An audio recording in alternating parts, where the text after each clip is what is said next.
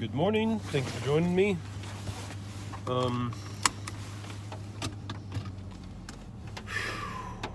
Okay, so tonight I will be joining a Zoom call that my area library is putting on. And it is called We Need to Talk. Maybe I shouldn't have said that. Well, I don't know. Doesn't matter. And it's about white privilege.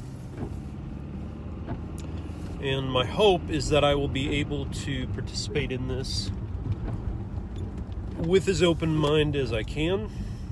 I'm a little worried because I'm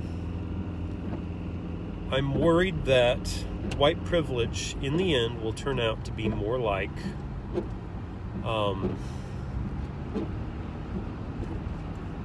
having nothing to do with whiteness.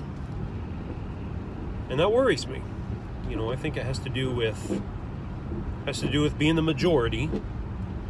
It has to do with having generations of family, of sturdy family, for the majority of our group, so to speak, that you can characterize by our skin color.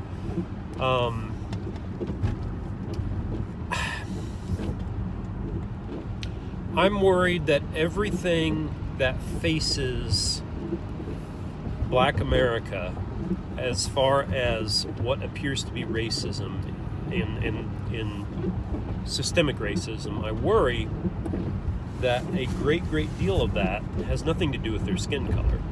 Or if it is, it's only peripherally. It's like, oh, this is happening to all the people with really dark skin. And then the simplistic mind says, well, then they must not be worthy of X, Y, and Z. Or even worse, how can I trust people with that skin color, knowing how many people with that skin color commit crimes or go to prison or come from broken families, etc. All of which are things that can be verified, but are not reasons for prejudice. Believe it or not. I mean, it works to police people by those, to use the statistics to make your decisions about how you will behave towards people with dark skin. It works for the white people, right? Doesn't work so much for the black people, and in helping them recover their what would you say? Recover prominence or gain prominence in society. And in the end, isn't that what this whole white privilege / Black Lives Matter, isn't that what all of this is intending to do? Aren't we trying to end the way people of dark skin do not seem to hold the same positions of prominence and general sense of middle class, strong families? Isn't that what we're trying to fix by speaking of white privilege and that kind of thing? Well, I don't know, because I don't think the problem is adequately being viewed, because it is being viewed through a racial lens rather than a lens of poverty and a lens of generational poverty. It is a, you know, if we could switch over from racism to generational poverty as our goal in ending generational poverty, not only would that help the black people, that would help the poor white people and the poor Hispanic, the poor, whatever, every poor. It would help over every poor. And part of me just does not comprehend why that's not our goal. But I know why that's not our goal. It's because of the re-rise of identitarianism, of paying attention to people by their characteristics, not by the content of their character, which really disturbs me. I'm kind of a pure theorist. I don't buy into if you're going to have a goal, it needs to be in a pure form. It needs to have been run through the ringer, not theologically, philosophically, conceptually, logically, and it needs to have very practical applications. And if you are only doing one of those, like the practical applications, and your ideology is not cleaned up, you will overstep. You will go too far. And that will leave energy going the wrong direction that people will begin to push against. And because of the nature of people, they will bitterly oversteer the other way. Now, what is that going to look like in the instance of all this return to identitarianism? I don't think it'll be racism. I really don't. I think what it'll look like is more people like Trump in office. More people like him in various positions. They will rise up. They will get popular. And we don't want that. We don't need that. I think it'll be a very subtle, barbed appearance of racism from people who, for the most part, really don't care about racism. They care about power. And that will incite people to be more racist. So I worry. I guess I do think it will look like racism, just not directly. Racism will be the byproduct. It'll be the barb people use as the pendulum pushes the other way. Because people do not like being pushed. That is universal. That's something you can take to the freaking bank. I mean, the only people who don't like being pushed around, nobody likes being pushed around, but people with very high self-control, which you generally get because you've been from a good family and have learned, have taken on spiritual practices and have made it your life's goal to seek after the good, right? Those are the kind of people that when you push too far, they will equalize and will not push back too far. They will equalize, they will use forgiveness and mercy and grace as the and understanding of the other person's view. And they will absorb that extra energy upon themselves. And the pendulum will not swing back the other way. But we are not good at that in our culture. We suck at that. We are very self-absorbed. And so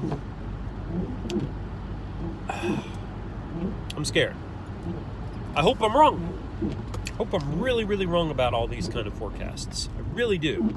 I have a feeling that the Black Lives Matter movement and all its related products and strategies are just going to have to run their course. I don't think we can fight against them. I think we just kind of step back, we issue some warnings and some cautions, and we do our best to absorb the overcorrection that they are pushing our culture towards.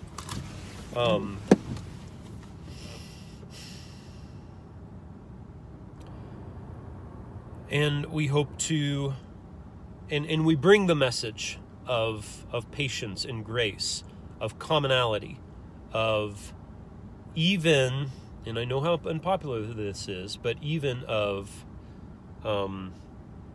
compromise. Not your deeply, sincerely held beliefs. We don't compromise those. But we understand that the commons is not the place for our deeply, sincerely held beliefs. The commons is the place for all those things that all people find they have in common, and only that. The want of security, the want of rights, the wants of freedom, the want of the ability to better oneself without being a genius, or a person who has been taught from childhood, or which simply has that ability born into them to work their tail off, right? Not everybody can do that. They mentally cannot do that. This is coming from a person who works pretty damn hard all the time. And I've just noticed that there are people who just can't function. under that kind of load. So the issue is, and I took Zach's parking spot. Sorry, Zach.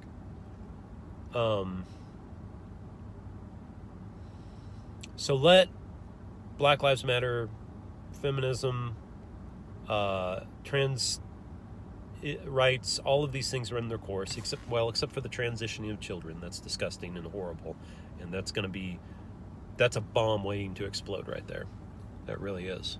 That's going to hurt a lot of people. The feminism and the Black Lives Matter, the only way they hurt people is when there's riots. Well, no, that's not true. There are backlashes on those as well, but they're very, very, very peripheral. Not that it's still not wrong to hurt people. So that's a hard one, right? That's a real hard one. But that's for another video. I guess, even though I've got 3 minutes, I guess I've said everything I need to say on this topic. This has been my conclusion. It's been a while for me to accept that maybe we just need to let Black Lives Matter and all this stuff run its course. But we don't just let it run its course and stand by the sidelines complaining and yelling and screaming that they are wrong, they are wrong, they are wrong. We stand by with patience and grace and love and forgiveness and be like, okay, you are right in the sense that you probably needed to do this. You probably needed to be free enough to stand up and get a movement of white people behind you and men behind you if you're women, if it's feminism. And you probably needed to have that moment in the cultural limelight where you dominate the entire culture and movies start revolving around your movement, and every ad that comes out seems to have black women in them, and maybe you needed to do that. Maybe you needed to have that moment to show that it could be done, and have politicians that are women and black and such. That might be good and necessary and true that needed to happen. But what doesn't need to happen is the bitter backlash of, you took my job, you reduced you created a movement of propaganda to propagandize my culture, and I'm bitter about you doing that. There are people who are going to feel that way. But we need to figure out how to bring solidarity and commonality and love and patience to both sides. And then maybe it'll finally stop. Otherwise, there's just going to be a cycle of backlash after backlash after backlash, which the politicians do nothing but encourage. I am so close to yelling out a stream of profanities at the politicians. I'm so sick of politicians. Well, there it is. I've run my gambit. I hope that was helpful to somebody. I hope both sides understand where I'm coming from and can respect it and can see it, because, gosh, if I don't see another way other than continual backlashes. We have to recognize the commons. We have to recognize that my personal beliefs don't belong in the commons, and neither they're theirs. The commons is a place where everybody's equal. That's the dream, right? That's where we want to be. So that's where we have to aim. Not overcorrection. Overcorrection continues the backlash of overcorrection. We have to find balance. It's the only way. Okay, thank you. Bye.